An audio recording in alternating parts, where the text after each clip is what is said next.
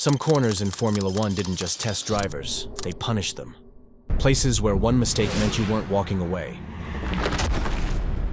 Where the margin for error wasn't a few centimeters, it was zero. From ancient forest roads to high-speed city walls, these corners weren't just dangerous, they were built wrong. Designed in an era that didn't fully understand what these cars could do, or what could happen when something failed. These weren't racing lines, they were tightropes. And no corner made that clearer than Tamburello, Imola. In the late 1980s and early 90s, Tamburello was one of the fastest corners in Formula One. A flat-out, left-hand sweeper pinned right against the banks of the Saturno River. Drivers approached at 325 kilometers per hour. There was no runoff, just a thin strip of grass and a concrete wall. And it wasn't smooth either. Tamburello was bumpy, unsettling the car at full throttle. If something failed, or if the car twitched even slightly, there was no recovery. In 1987, Nelson Piquet found that out the hard way. A tire failure during practice sent him straight into the wall. He suffered a concussion and missed the race. 2 years later, it was Gerhard Berger. In the '89 San Marino Grand Prix, Berger's Ferrari hit the wall head-on at 300 kilometers per hour.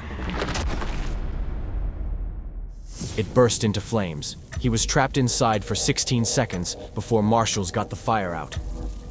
He survived, with burns to his hands and face, and returned just weeks later in Mexico. But it didn't stop.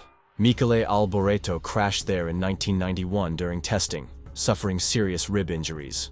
And Riccardo Patrese in '92, another tire failure, another hospital visit. Every incident followed the same pattern: high-speed entry, no escape, and immediate, violent impact. And then 1994. On May 1st, Ayrton Senna entered Tamburello on lap 7 of the San Marino Grand Prix. His Williams was flat out. Telemetry shows he lifted slightly and braked, but the car didn't turn. A steering column failure sent him straight on at over 300 kilometers per hour. He hit the wall at 211. The front suspension shattered. The right front wheel broke loose and struck Senna's helmet. The force caused fatal trauma. Senna's death, just a day after Roland Ratzenberger's fatal crash in qualifying, forced Formula One to finally confront Tamburello and itself. That winter, the circuit was rebuilt.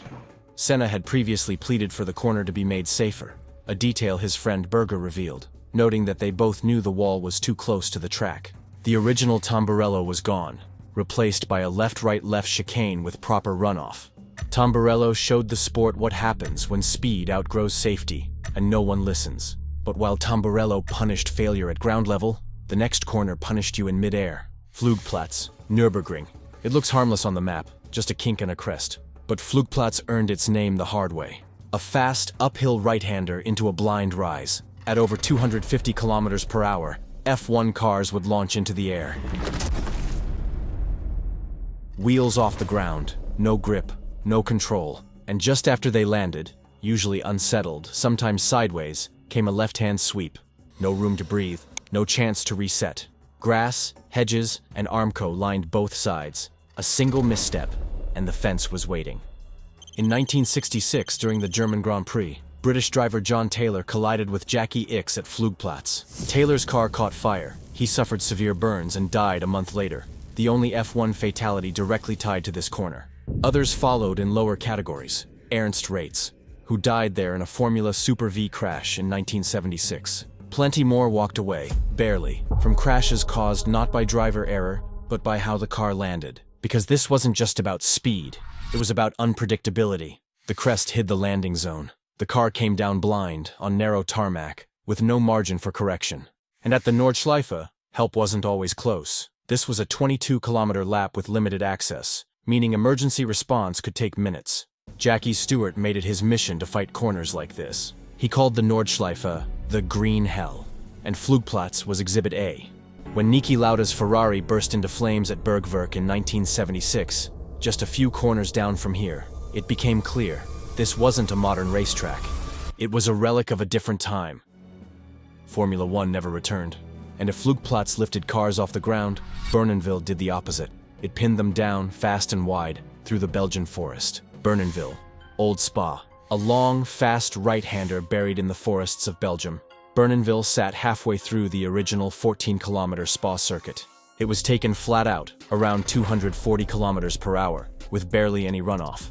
Just grass, trees, fencing, and, famously, a house almost touching the apex. This wasn't a racetrack, it was a public road, and one mistake meant going straight into the scenery. The 1960 Belgian Grand Prix proved that in the worst way possible. Chris Bristow, just 22 years old, lost control at Burnenville. His car spun, hit the fencing, and he was thrown from the cockpit and died instantly from severe injuries.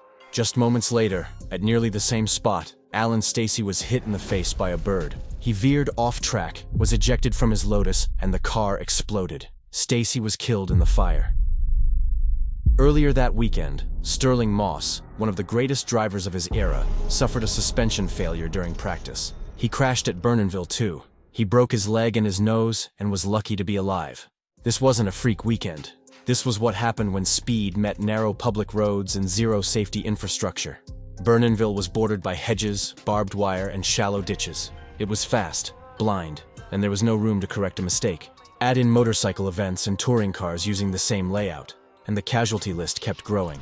After 1960, pressure mounted, and by 1979, the original Spa was finally reprofiled, shortened to just over 7 kilometers. Corners like Burnenville and the infamous Mosta Kink were gone.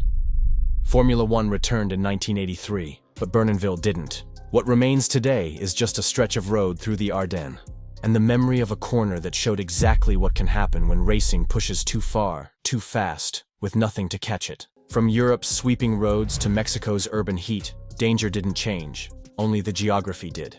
Peraltada, Mexico City. Peraltada was one of the boldest corners in Formula One history, and also one of the least forgiving. A 180-degree banked right-hander that led straight onto the pit straight, flat out at over 240 kilometers per hour. Drivers took it blind, fully committed, with nothing but concrete on both sides. The surface was rough, the banking was unpredictable, and there was no room to adjust once you were in it. On the inside, the Foro Sol Stadium, so close it boxed the corner in. On the outside, just a concrete wall, waiting. In 1962, during practice for the non-championship Mexican Grand Prix, local hero Ricardo Rodríguez lost his life at Peraltada. A suspension failure sent his car into the wall at speed. He was just 20 years old. The incident stunned the nation and established Peraltada's reputation immediately. Nearly 3 decades later, it struck again. In 1991, during the Friday qualifying session at the Mexican Grand Prix, Ayrton Senna hit a bump exiting the corner. The rear of the car stepped out. He spun backwards, flipped, and slammed into the wall. Senna walked away, but the footage said everything. This wasn't just a fast corner. It was an all-or-nothing test, surrounded by solid barriers, with no margin for failure. And with the track surrounded by urban infrastructure, there was nowhere to expand, no way to add runoff or redesign safely without a complete overhaul. By the early 90s, the sport had changed. Speed wasn't enough. Safety had to keep up. After the 1992 race, Peraltada was effectively retired. The stadium built inside it was expanded, and in the mid-90s, the final corner was reworked into a tight left-right chicane through the grandstands. When Formula One returned in 2015, that layout stayed. Today, cars rejoin the old Peraltada banking halfway through, but the full flat-out version, the one that defined the edge of control, is gone. It lives on only in vintage races, short ovals, and memory. A final banked warning from an era where bravery had to outpace the car. And south of the equator, in Brazil, speed met elevation, and a blind downhill corner with no room for error. Curva do Sol, Interlagos. Curva do Sol was never the most famous corner at Interlagos, but for decades, it was one of the most quietly dangerous. A wide downhill left-hander taken flat out, right after the Senna S and the long main straight. It was fast, blind, and brutally bumpy, especially in the ground effect era. Back in the 70s and early 80s, cars would approach at speed, carrying massive momentum into the corner, with minimal grip and no margin to adjust. The runoff, grass, ditches, and embankments. No tarmac, no gravel. If you went off, you weren't slowing down. The corner itself was built on a downhill slope, meaning compression hit hard mid-turn. Add a rough, uneven surface underneath a car relying on ground effect, it was unpredictable at best, dangerous at worst. Ground effect cars rely on smooth airflow underneath, and the bumps disrupted that completely, causing unpredictable loss of grip. There were no documented Formula One fatalities at Curva do Sol, but that didn't mean it was safe. Drivers frequently raised concerns about the track's appallingly bumpy nature during F1's early visits. And even after F1 left Interlagos in 1980, the danger didn't disappear. In national touring events, 2 drivers lost their lives on the same stretch: Paulo Kunze in 2007 at Curva do Sol, and Gustavo Sondermann in 2011 just after, at Curva do Café.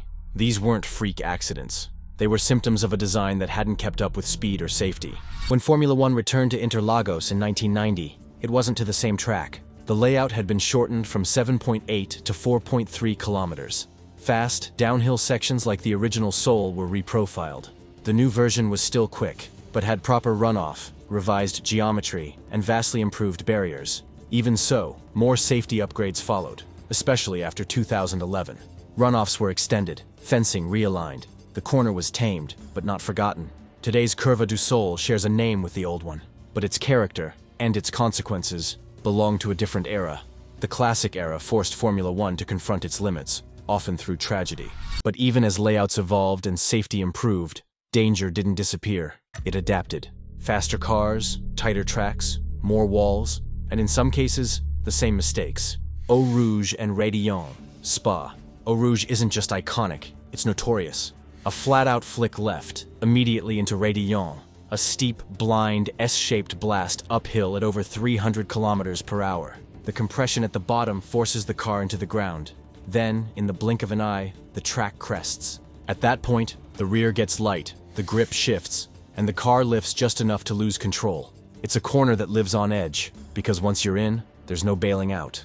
And for years, there was barely any runoff, just tire stacks and Armco, tightly hugging both sides. A perfect run rewards bravery.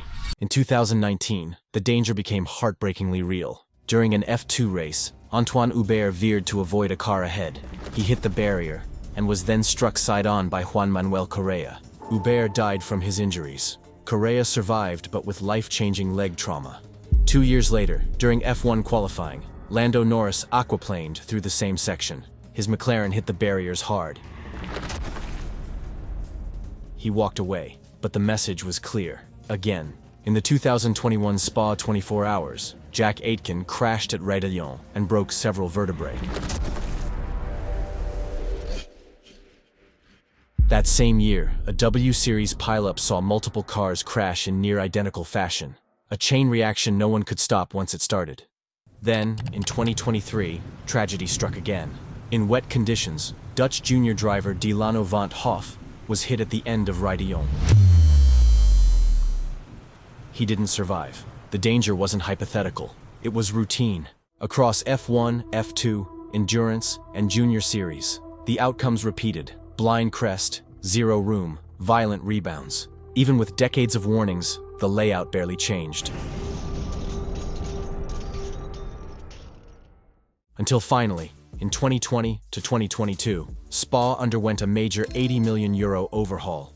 Gravel traps were added, barriers were pushed back, runoffs expanded. The corner remained, but the circuit, for once, adjusted. Still, the debate continues. Lance Stroll said the section is way too dangerous, especially after back-to-back tragedies in such a short span. And yet, in Formula One, Eau Rouge is still taken flat, still holding its reputation as one of the sport's most iconic, most beautiful, and most feared corners. A place where speed, elevation, and legacy converge, and where the margin for tragedy is still too thin. But danger didn't stop with the old circuits. On brand new tracks, risk returned, just in different forms. Turn 3, Jeddah. Some corners are hard. This one's just mean. Turn 3 at Jeddah isn't dramatic on paper, just a sixth-gear left-hander early in the lap. But in reality, it's a high-speed blind bend, wedged between two walls, taken with pure memory and zero margin. There's no visual reference and no sightline through the corner, just a concrete tunnel that you enter full throttle, hoping the next few meters go exactly as planned. And if they don't, you're in the wall before you even realize it. During the chaotic 2021 Saudi Grand Prix, Nikita Mazepin slammed into the back of George Russell just after a restart. Russell had slowed suddenly, and Mazepin had no time to react. The crash destroyed his car and brought out a red flag. Earlier that weekend, Mick Schumacher crashed hard during practice at Turn 3. The car snapped mid-corner and hit the wall nearly head-on. Then in 2025, Yuki Tsunoda clipped the inside wall during practice. It wasn't driver error. The wall had a slight kink just off the apex. It broke his steering and sent him straight into the barriers. And it's not just solo incidents. Leclerc and Perez collided here in a restart shuffle, underlining how fast things go wrong when no one can see more than 2 car lengths ahead. This corner's problem isn't just the speed, it's the claustrophobia. Walls to the left, walls to the right, nowhere to go, no place to park a mistake. Drivers have said it outright. George Russell called it a recipe for disaster. The FIA has tried to respond. Since 2022, wall lines have been slightly tweaked. DRS zones shifted. Small changes, but the layout hasn't really changed. And the drivers? They're still asking for more, because Turn 3 doesn't leave room for errors. It leaves wreckage.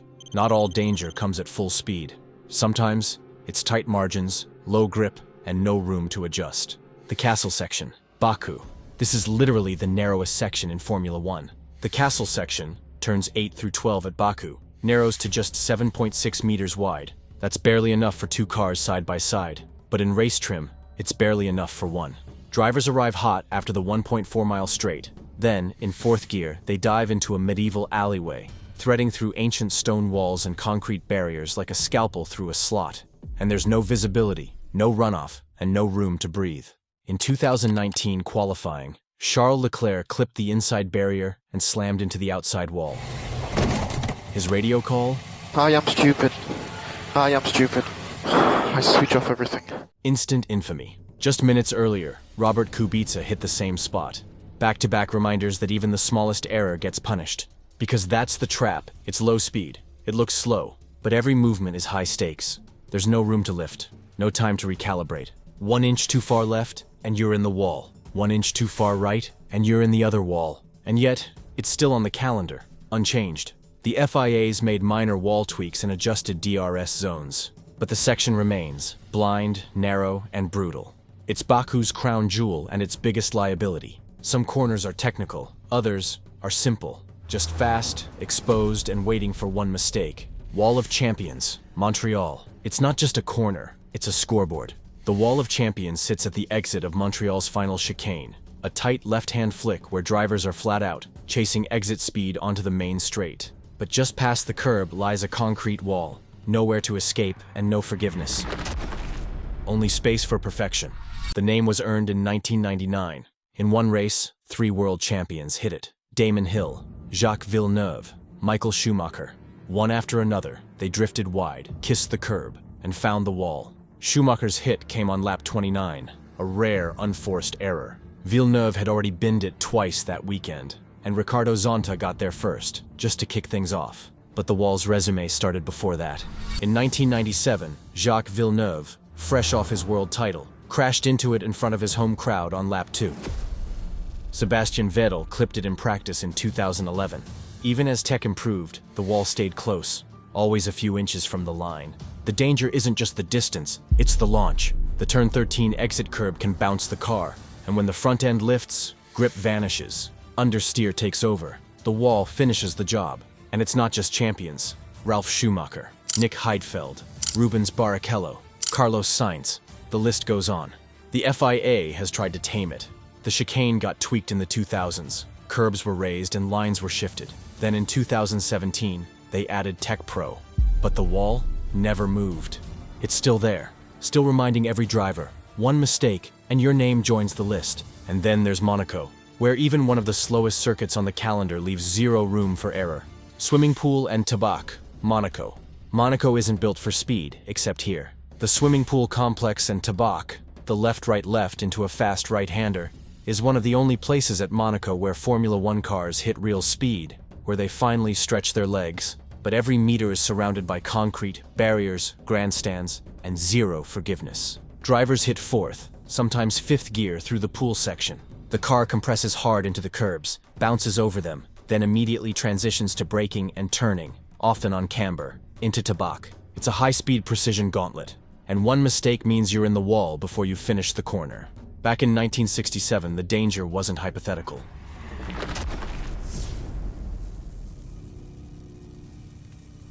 Lorenzo Bandini lost control at the harbor chicane just after this section. His Ferrari struck straw bales, overturned, and caught fire.